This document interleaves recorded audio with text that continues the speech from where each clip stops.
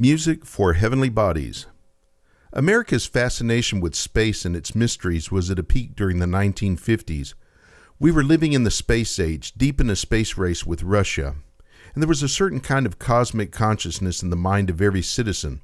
Our music was equally under the spell. Space concept albums were all the rage. It's not surprising this astral awareness got the attention of professional musician Paul Tanner. Tanner, a trombonist, got his start in the original Glenn Miller Orchestra, and by the 1950s had established himself as the top-call trombone player in Hollywood. He was on staff at each of the 3 television networks and routinely worked in all the major recording studios with the finest arrangers. It so happened that in early 1958, Tanner had been contracted to play trombone on a re-recording of Miklos Rosa's score to Spellbound, that wonderful 1945 Hitchcock thriller starring Gregory Peck and Ingrid Bergman. The score is notable for its use of the theremin, an early 20th century electronic musical instrument named after its inventor, Russian physicist Leon Theremin. It's unique in that the performer never actually comes in physical contact with the instrument to make a sound. Using the human body's capacitance to cause heterodyning between 2 ultra-high frequency oscillators located within the instrument, it is played entirely in space by moving the hands near 2 antennas, one for controlling the musical pitch of the instrument, the other for controlling the volume. Playing the theremin on the session that day was Dr. Samuel Hoffman. He's also heard on the original 1945 recording. Hoffman, a Hollywood podiatrist, had found a niche during the 1940s, establishing himself as the only theremin player in Hollywood. Theremin players certainly existed at the time. The only true virtuoso of the instrument, Clara Rockmore, refused to record for movies, and there were other players such as Lennington Schull who had produced a few recordings in the late 1920s and early 1930s, but from the 1940s to 50s, Hoffman reigned unchallenged. As can be expected, playing an instrument with no physical scale with which to visually measure note placement and having no tactile resistance presents problems for the performer. Also, the instrument is typically cantankerous. Unseen forces such as electrical fields and currents or electromagnetic interference can wreak havoc on an otherwise good performance. Truly, the player is at the mercy of the instrument. Attending a theremin performance is often like watching a battle between instrument and performer. The performer is constantly making corrections to pitch discrepancies to save the show.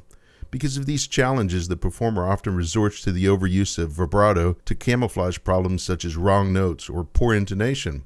The end result is usually a sound which is nervous and trembly. But of course, this sound can work to great effect where such a mood or emotion is wanted. What better use than in spooky movies or sci-fis? And we hear it in Spellbound, the theremin's 4-note theme, G, G-flat, F, and D-flat, that ominous haunt riff burned into our memory and used in so many movies since. Henceforth, the theremin with its unearthly tone would become the musical sound to evoke feelings of doom, terror, and the unknown. It was at this particular 1958 Spellbound session where Paul Tanner witnessed a struggling Sam Hoffman trying to get his part right. Who knows what forces were in play that day, but Hoffman was having a rough go at it, which resulted in him having to receive reference pitches from other musicians in order to play his part. Tanner became perplexed by what on the outset seemed like an easy enough instrument to play, but over the course of the session became more of a struggle for Hoffman. Never before had he an interest in the theremin, much less any other electronic musical instrument. He was a virtuoso trombonist after all, but at that very moment in time, Tanner decided there had to be an easier way, and he was going to find it. And the more he thought about the instrument with its ghostly glissando and unlimited range, high notes that could easily soar into space, he got the idea of doing a space-themed album. He would record a theremin album. But first, he would need an instrument. Tanner immediately put the word out. There had to be somebody in Hollywood who could build him a theremin. As for his proposed album, he jotted down a series of space-related titles and narrowed the list down to 12 numbers, the standard track count for an LP at the time. He would have his friend Warren Barker, with whom he had worked on previous sessions, do the musical arrangements. Not unlike today, Hollywood at the time had its gathering places for people in the entertainment industry to discuss business. One such place, a small eatery, found the daily company of 2 close friends, Bob Witzel and Joe Rosar. Out of work as actors, they ran an electronics and television repair shop nearby in Glendale. Witzel, the brains of the operation with his electronics background, and Rosar, the muscle of the venture, finding himself to be a most effective bill collector, his earlier days as tough guy street fighter paying off later in life. One day, as the men found themselves lost in deep conversation amongst friends, the topic turned to electronics and ultimately the theremin. Witzel had built his first theremin while in high school. He had an early interest in electronics and often would surprise his parents with contraptions he'd come up with, like the time he built an AM radio transmitter in the family's barn so he could enjoy his music collection while he painted their house while listening to the portable receiver he toted along, his mother being stuck with the task of climbing up the loft to change records. Someone at a nearby table overheard this talk of electronics and theremins and came over to introduce himself and pass word along that his friend Paul Tanner was in dire need of a theremin, that he had already contracted studio time to make a recording but was without an instrument. Phone numbers were exchanged and Tanner and Witzel discussed business that evening. Tanner would make the trip over to Witzel's shop the next day to solidify plans. Upon arriving at Witzel's shop the next morning, Tanner discussed what it was he wanted in an instrument and reflected on what he had recently witnessed with Hoffman's struggle. There has to be a better way, he told Witzel. And as their conversation progressed, the idea of a mechanically controlled theremin entered Witzel's mind. He very confidently told Tanner not only could he build an instrument which would be easy to control pitch-wise, he could improve the volume response. This in reference to the traditional theremin's notorious inability to start and stop notes quickly. But this would be a first for Witzel. He would have to brainstorm things, and he didn't have much time. The recording session was just around the corner, a month away. Witzel's first action was choosing an appropriate audio oscillator which would give the new instrument its voice. With his Heathkit's electronics catalog always nearby, the model AG8 audio generator was quickly ordered and received. Witzel then turned his attention to configuring the mechanical controller of the oscillator. Mounting an arm-like extension to the AG8's central pitch-changing dial would be the starting point. Rotating the arm to the right would cause the pitch to rise. Rotating it to the left would cause it to lower. Next would be the on and off mechanism, making sure that it could start and stop the sound musically. Using a small lever attached to a potentiometer allowed for the quick starting and stopping of sound without the typical key click found in simple on-off switches. The on-off mechanism was then attached to the extension arm via a wooden spool which the performer would hold while playing the instrument. And a thin pointer was attached below the spool to act as a pitch indicator, as it would point to musical notes drawn out on a cardboard sheet covering the top of the audio generator unit. The instrument was rather crude in appearance but sounded great. Tanner would receive it a mere 2 days before the recording session. He quickly got busy practicing and was still working out the kinks until 2 o'clock in the morning on the day of the Heavenly Bodies session. Only Paul Tanner and the boom bam drummer were recorded during the Music for Heavenly Bodies session. Boom bam drums are a set of melodic tubular drums that became popular with West Coast jazz musicians in the 1950s and sound like a well-tuned bongo, albeit with a larger, deeper sound. The orchestral arrangement had been pre-recorded by Andre Montero in Paris. The producer was Dave Hubert, who ran International Pacific Recording Corporation and its subsidiary labels Alpha Tape, Jazz Tape, and Omega Tape. Omega Tape's headquarters were conveniently located directly across the street from the Musicians Union, Local 47. The recording session took place at a studio in Glendale, and Robert Witzel and Joe Razar were on hand to provide technical assistance in case of equipment failure. The new instrument was dubbed the Electro-Theremin, most likely by producer Hubert. As you can hear on the final product, the session was pretty much a success. There were, however, issues with the Electro-Theremin's on-off volume controller when it started making noises. A quick spray of tuner wash provided by Witzel bought a little time. However, during the track Holiday on Saturn, the instrument's on-off lever experienced a complete failure, and the Electro-Theremin would have to be put to the side as Witzel and Rozar fixed the bugs. Tanner, without missing a beat, grabbed his trombone to finish out the track. The rest of the session went on without a hitch, but at the very end, while everyone was exiting the studio, a recording engineer caught Witzel and asked, "Did you build that piece of crap? It sounds like hell to me." Miffed at the comment, Witzel snatched one of only 6 master tape dupes sitting on the console as he left. No one saw him. Music for Heavenly Bodies was released on May 25, 1958 as part of Omega Tape's entry into the world of stereo LP records with their new sister company, Omega Disc. The company had previously only specialized in high-quality tape recordings. Both tape and LP versions of Music for Heavenly Bodies were issued in gold foil presentation boxes and featured cover art of a celestial heavenly body, a female nude, floating in deep blue space surrounded by the Milky Way. The record was a success, especially among local musicians. Back at his shop, Witzel began rethinking the Electro-Theremin and how it might be improved upon. He knew it sounded great, but perhaps the arc-like mechanical linkage could be reconfigured into a linear layout, resulting in an easier-to-play instrument. It just so happened he found himself browsing the aisles of a military surplus store a few days later, and an idea hit him. In front of him, he spotted this marvelous sliding apparatus consisting of a small crosspiece with 2 nylon bushings on each end, which moved ever so smoothly along the length of 2 parallel chrome-plated rods. Recalling the way some early AM radios had linear channel displays where the pointer moved from side to side in a straight line via the circular motion of a tuning knob, Witzel began envisioning the internal workings of a new instrument. Without informing Tanner of his plans, he quickly ordered another audio generator, and along with it, a 12-watt bookshelf amplifier, the Heathkit EA2. The new instrument would utilize a mechanism made up of the parallel rod apparatus, 2 pulleys, the audio generator unit, and radio dial cord, all housed inside a mahogany box together with the 12-watt amplifier. The pulleys would be mounted inside the box on each side, left and right. The parallel rods would be mounted above the pulleys and slightly below the top surface of the box. The dial cord would be connected to the crosspiece, fed through each pulley and then wrapped around a small wheel which had been attached to the audio generator's main dial. The cord created a continuous loop. As the sliding crosspiece was moved side to side along the rods, the cord below it, wrapped around the wheel, would cause the audio generator's pitch to go up or down. An extension was attached to the crosspiece and protruded out of a slot cut along the width of the box's top panel. The extension would serve as a hand device to control musical pitch. Witzel essentially had the workings of a tiny trombone housed inside of the box, the parallel bars, and the hand device. A trombone player would instantly take to this sort of instrument.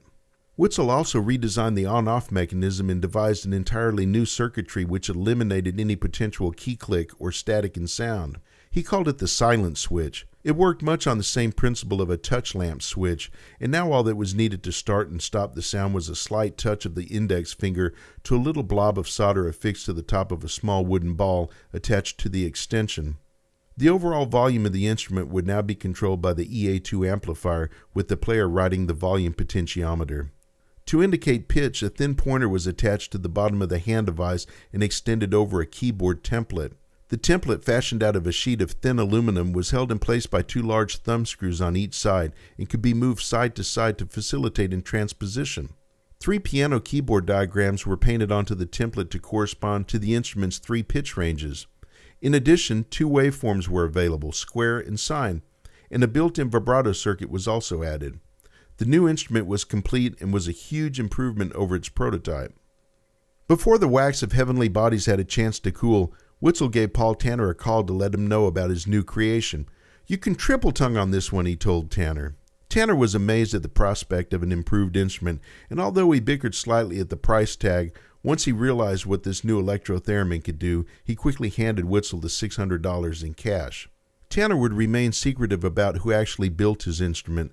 Had word got out, unwelcome competition might result. He wished to be the only show in town. This would be the last musical instrument Robert Witzel would finish.